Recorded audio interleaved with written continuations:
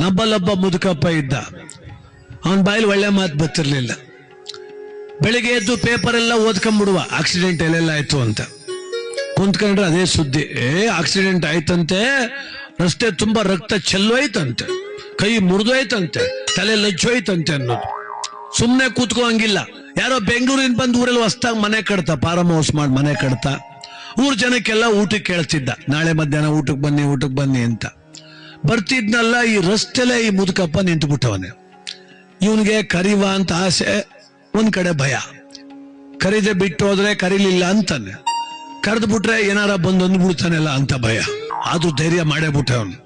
ತಾತಪ್ಪ, ನಾಳೆ ನಮ್ಮ ಮನೆ ಗೃಹ ಪ್ರವೇಶ, ಬಾ ಊಟಕ್ಕೆ ಬಾ, ನಿನ್ ಕೈ ಮುಗಿತೀನಿ ಕಣಪ್ಪ, ಏನು ಮಾತಾಡಬೇಡ ಕಣಪ್ಪ ಅಂದ.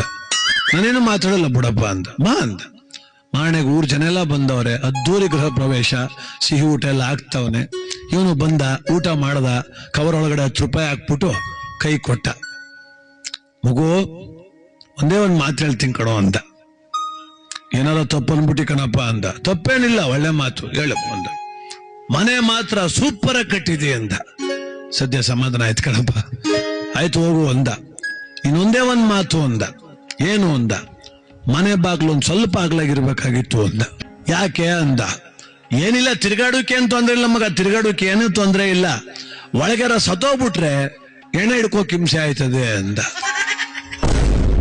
ಅವನಿಗೆ ಆಕಾಶವೇ ಕಳಚಿ ತಲೆ ಮೇಲೆ ಬಿದ್ದಂಗ ಆಗೋಯ್ತು.